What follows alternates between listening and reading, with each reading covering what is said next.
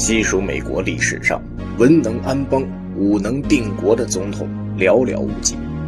美国开国总统华盛顿算一个，他担任过大陆军团的将军和总司令，在1978年被追授为合众国特级上将。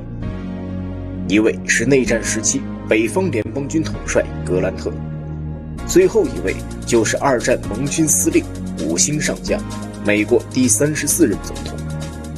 本期就和机长来聊聊这位戎马半生、战功卓著的总统艾森豪威尔。艾森豪威尔1952年作为共和党总统候选人参加竞选，最终获胜，成为美国第34任总统。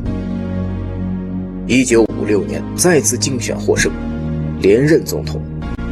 二战时期，军中的士兵都亲切地称他为艾克。1944年至1945年里，指挥了进攻维希法国和纳粹德国的行动。1951年出任北大西洋公约组织武装力量最高司令。在美军历史上，艾森豪威尔是一个充满戏剧性的传奇人物。他曾获得多项第一。二战时期，美军共授予5名5星上将。他是美军统帅最大战役行动的第一人。他是第一个担任北大西洋公约组织盟军最高统帅。他是美国退役高级将领担任哥伦比亚大学校长的第一人。但是小时候的艾森豪威尔平平无奇，甚至是被遗忘的小透明。艾森豪威尔诞生于德克萨斯州丹尼森一个德国移民后裔的基督徒家庭，在7个孩子中，他排行老3。他出生时，这个家庭已经十分落魄而贫穷了。艾森豪威尔的父亲生性懦弱，安于现状，这使得本就破败不堪的家庭更加摇摇欲坠。但幸运的是，艾森豪威尔拥有一位智慧而坚毅的母亲。即使家里一贫如洗，但他也始终教育他的儿子不可磨灭自己的意志和梦想。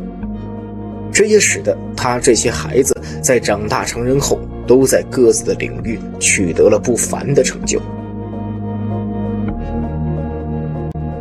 说起艾森豪威尔进入军界纯属偶然，因为当时他2位朋友报考军校，平日里常一起玩耍的伙伴没了，艾森豪威尔索性同他们一同前去。1911年，他同时报考了西点军校和安纳波利斯海军学校，结果均被录取。由于他已经超过海军学校的入学年龄，便进入了西点军校。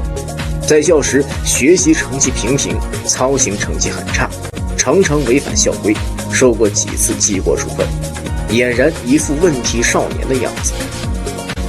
1915年，在人才济济的西点军校毕业。毕业时，在班上排61名，只得到军士长的军衔。后在德克萨斯州圣安东尼第19步兵师服役，终于获得了一个少尉军衔。由于战争，许多同学都去法国参战，他却被留在国内从事训练工作，赴德克萨斯州圣安东尼奥任职。1916年晋升为少校。1920年7月，艾森豪威尔的永久军衔为少校。1921年从陆军坦克学校毕业，他创办了美国陆军的第1所战车训练营。1922年，艾森豪威尔转到巴拿马运河区，在福克斯·康纳少将手下工作，帮他处理公务。康纳将军经常给艾森豪威尔讲军事，与他讨论军事和国际问题，使艾森豪威尔对军事兴趣大增。但是他多半都是做文职或参谋工作，对于战场只是纸上谈兵的想法。这时他终于等到了一个机会。1939年二战爆发之后，他才开始接触真正的战场。历史上第2次世界大战究竟哪一战规模最大最残酷？也许屏幕前的你会认为这其中要数斯大林格勒战，或者列宁格勒战役等苏德战线。但老谭觉得决定影响最大的便是诺曼底登陆大战。且看美国战魂艾森豪威尔和有着沙漠之狐隆美尔的这一场殊死较量。诺曼底登陆大战也是盟军投入兵力最多的一场残酷战役。据史料记载，盟军的海陆空共投入了300万人总兵力，1万多架战斗机，船舶潜艇共6000余艘。艾森豪威尔在诺曼底登陆后说，毫无疑问，诺曼底战争是战争领域所曾出现过的最大屠宰场之一，一口气走上几百码，而脚步全是踩在死人和腐烂的尸体上。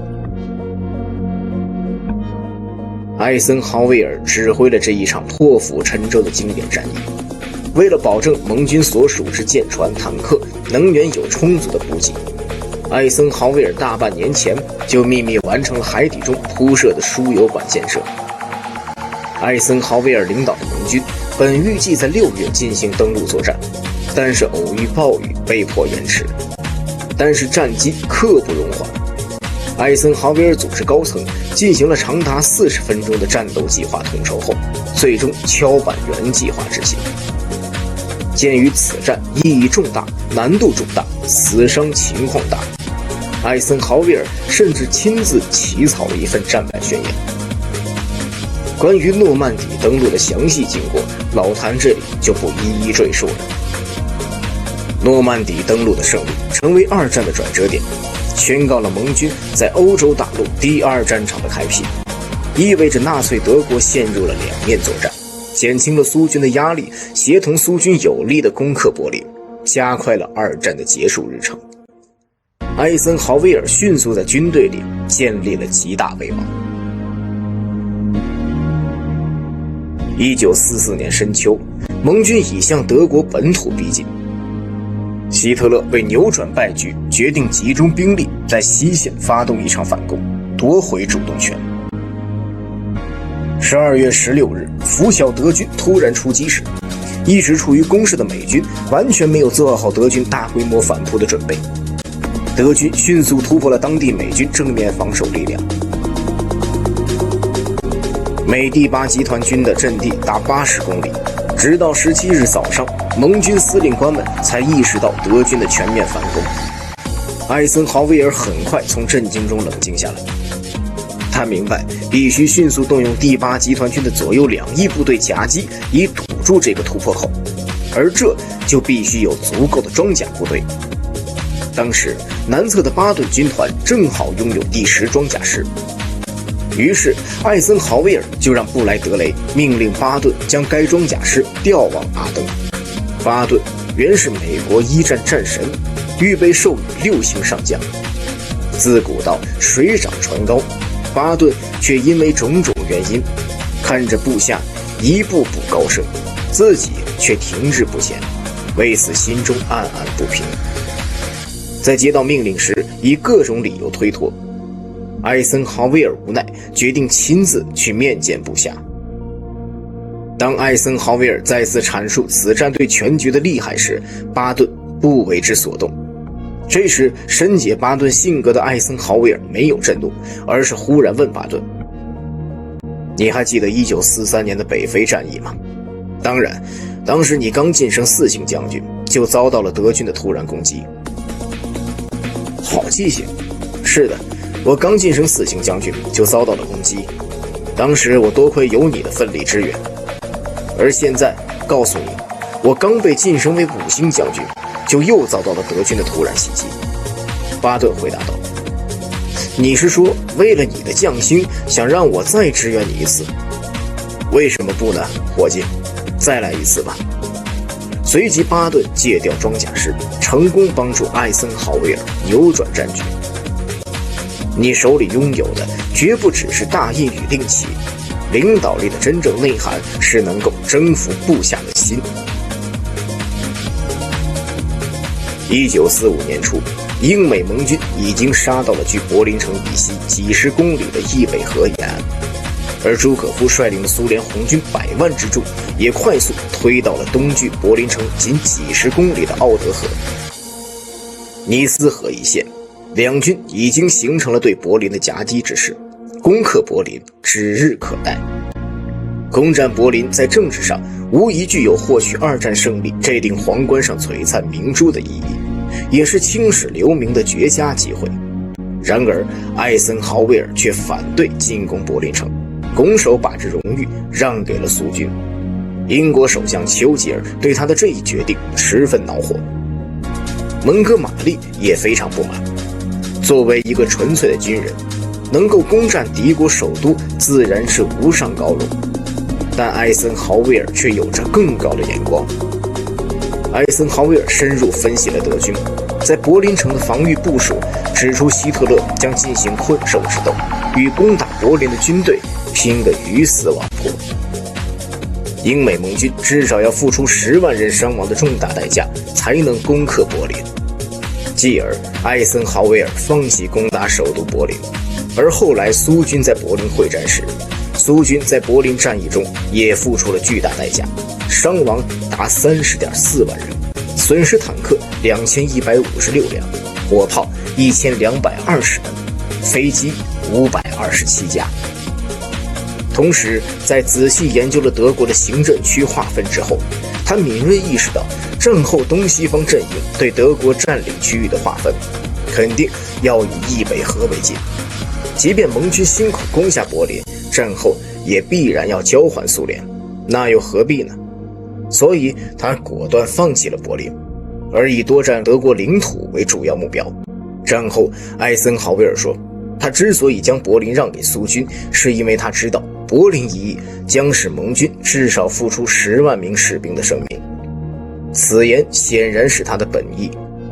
后来他在参选总统时，那些支持他的美国民众中，不乏众多曾跟随他东征西讨的将士及其家人。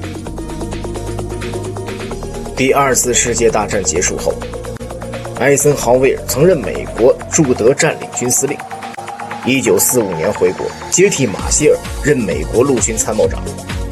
5年后，美国的政治经济形势陷入低谷期，由于杜鲁门使美国陷入朝鲜战争，人民对政府不满，局势动荡，民众把希望寄托在共和党身上。这时艾森豪威尔显示出了他在政治上的野心。在经过幕后几番密商之后，艾森豪威尔参加了共和党。同年7月，在共和党举行的全国代表大会上，被提名为总统候选人。选举的演讲比赛上，艾森豪威尔细数自己在二战时期卓越的功勋。美国是时候需要一位民族英雄来领导他们走出困境了。尽管政敌抨击他，军人做派不懂政治，但这根本不影响民众对英雄的崇拜。艾森豪威尔当选美国第34任总统。上台后，他签订了朝鲜停战协议书，出台了新面貌战略，始终支持民主政体和集体安全，支持核优势，支持民主在地球上的生长。他相信上帝，爱美国人，爱西方价值，而美国人也相信他的诚实和美德。他功成名就，从平民到5星上将，再到美国总统，他是美国人心目中的英雄和楷模。他就是美国总统排行榜上的第5名，艾森